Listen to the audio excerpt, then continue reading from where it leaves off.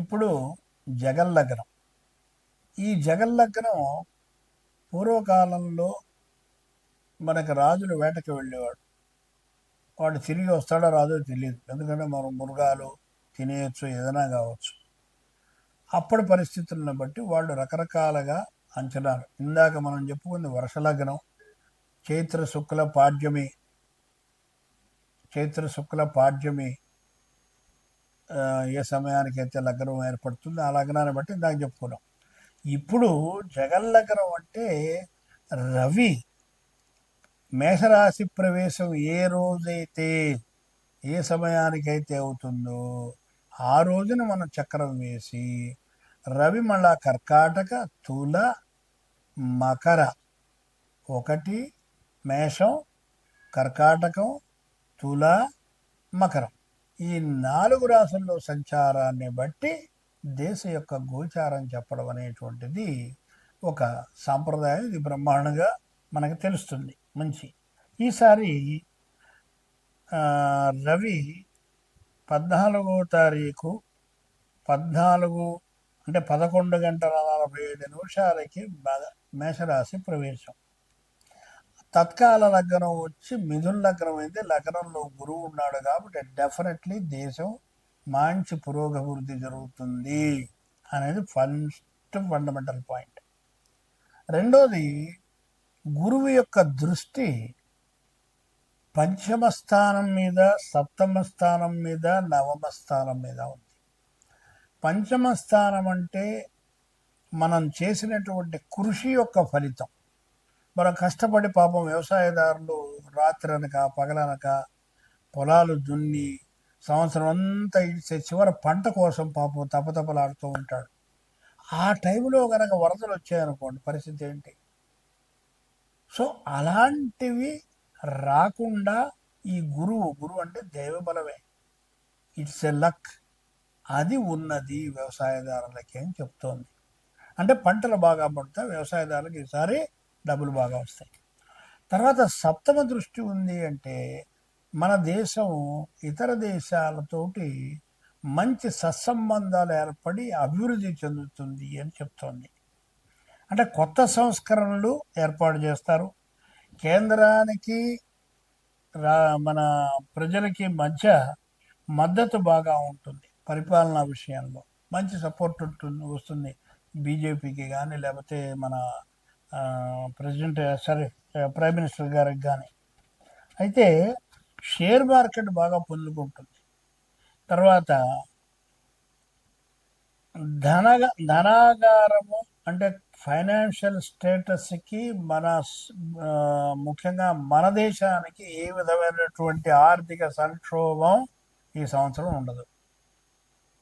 అలాగే కొత్త సంస్కరణలు మనం ఇందాక అనుకున్నాం.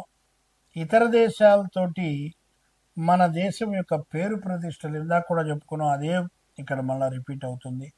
అంతరిక్ష పరిశోధనలో ఇతర దేశాలతోటి నువ్వు డి అంటే డి అనే లెవెల్లో మన ఇండియా ఉంటుంది, అందులో డౌట్ లేదు. అంటే ఏ అణు సంబంధమైనది కావచ్చు, అంతరిక్షమైనది ఏదైనా సరే డీటీ. అందుకని ఇప్పుడు మీరు చూస్తున్నట్టయితే అమెరికా కానీ మిగతా కంట్రీలు కానీ ఆలోచిస్తున్నారు. ట్రంప్ మొదట డ్యాన్స్ చేసినప్పుడు ఇప్పుడు చేయట్లేదు. మిగతా వాళ్ళందరూ కూడా ఎప్పుడు మనకి ఇండియా యొక్క సపోర్ట్ దొరుకుతుందా అని చూస్తున్నారు. ఆర్థికంగా బాగా నిలదొక్కుంటుంది, మంచి నిలకడ వచ్చేస్తుంది, మనకి మంచి వర్షాలు కురుస్తాయి. క్రీడారంగంలో మనం ఎప్పుడు విజయం సాధిస్తాం ఈసారి. అలాగే అగ్ని ప్రమాదాలు, వాహన ప్రమాదాలు మాత్రం చాలా జాగ్రత్త అండి.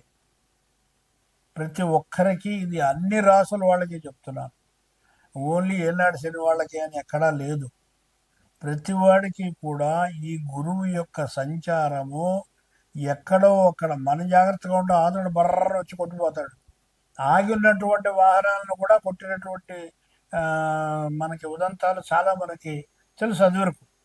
అలాగే సాగునీటి ప్రాజెక్టులు, మంచి ఇరిగేషన్ ప్రాజెక్ట్స్ మంచి డెవలప్మెంట్ అవుతుంది. అలాగే దేశీయ పరిశ్రమలకి కూడా మంచి అభివృద్ధి వస్తుంది. అంటే ఇతర దేశాల్లో డిమాండ్ పెరుగుతుంది. మన దగ్గర ఉన్నటువంటి పరిశ్రమలు ఏవైతే ఉన్నాయో అది వరకు ఉండేవి భారతదేశంలో, ఇప్పుడంతా పాశ్చాత్య పిచ్చి బట్టి వెనకెళ్ళిపోయినాయి. ఇవన్నీ మళ్ళీ రివైవ్ అయ్యి వాళ్ళు నిలదొక్కుంటారు. దానివల్ల దేశాలకు కూడా ఆర్థికంగా మంచి డబ్బు వస్తుంది. అలాగే ఆయుధ పరిశ్రమ ఒకటి మనకి బాగా అభివృద్ధి చెందేటువంటి అవకాశం కనబడుతుంది. అలాగని రాబడి కన్నా ఖర్చు ఎక్కువ. ఎందుకనంటే మనం కొత్త కొత్త ప్రయోగాలు చేసేటప్పుడు వాటి మీద ఇన్వెస్ట్మెంట్ చేయాలి, తప్పదు. సో ఆ విధంగా తప్ప చెడుగా కాదు. అయితే ఇంటర్నేషనల్ లెవెల్లో హోటల్స్ని నిర్మించడం అనేటువంటి లెవెల్కి మనం ఎదుగుతాం. ఇంటర్నేషనల్ హోటల్స్ ఉంటాయి, దానివల్ల మన దేశానికి డబ్బులు వస్తాయి. అలాగే టూరిజం డిపార్ట్మెంట్లో మంచి పేరు ప్రఖ్యాతులు వస్తాయి, మంచి ఫుల్ ఫారినర్స్ ఎగబడతారు ఈసారి మీకు.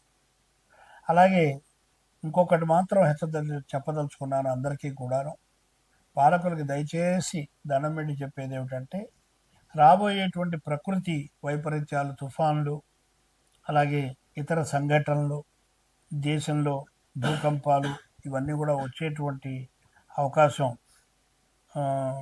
ఉన్నది. కాబట్టి కొంచెం ముందస్తుగానే కాస్త సీనియర్ మోస్ట్ ఆస్ట్రాలజర్స్ ఎవరినైనా సరే గవర్నమెంట్ వాళ్ళని పిలిచి వాళ్ళతోటి సంప్రదించి మాట్లాడి వాళ్ళు ప్రణాళికలు చేసుకున్నట్టయితే ఎంతో ఉపయోగం ఉంటుంది.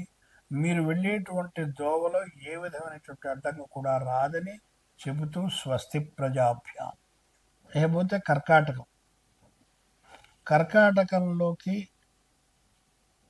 రవి అంటే సహజ పంచమాధిపతి రవి రావడం, అది చతుర్థ స్థానం అవ్వడం అంటే ఈ రాశి వాళ్ళకి ముఖ్యంగా కేతువు యొక్క దశ కానీ, కేతువు యొక్క భక్తి కానీ, కేతువు యొక్క అంతరం కానీ జరుగుతూ ఉన్నట్టయితే వాళ్ళకి తప్పనిసరిగా డబ్బులు వస్తాయి. వాళ్ళు చెక్ చేసుకోవచ్చు.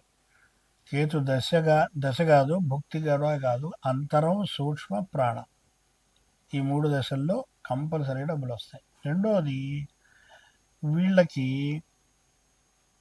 కేతు నక్షత్రం రోజు అంటే అశ్విని, మఘ, మూల, ఈ 3 నక్షత్రాల రోజును కూడా మీరు గుర్తుపెట్టుకోవచ్చు. డెఫినెట్గా డబ్బు రావడం అనేటువంటిది తథ్యం. అలాగే వచ్చినటువంటి డబ్బుని ఖర్చు పెట్టకుండా జాగ్రత్తగా వీళ్ళు పొదుపు చేసుకోవడం అనేది చేసుకోవాలి వీళ్ళు. తర్వాత ఈ రాశి నుంచి అష్టమంలో రాహువు, కుజుడు, బుధుడు ఉన్నాడు. కాబట్టి ఈ 3 గ్రహాలకి ఇందాక చెప్పినటువంటి పరిహారాలు చెయ్యాలి.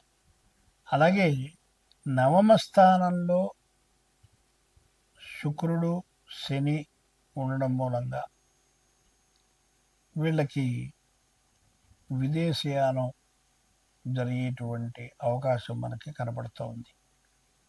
కొంచెం ఆరోగ్యానికి సంబంధించినటువంటి విషయాలు కూడా కాస్త వెలుగులోకి వచ్చి వీళ్ళు కంగారు పడతారు. దానికి ఏం కంగారు పడాల్సినటువంటి అవసరం అక్కర్లేదు. ఈ పరిహారాలు 3 కనుక చేసుకుంటే వాళ్ళకి, కర్కాటక రాశి వాళ్ళకి బాగుంటుంది.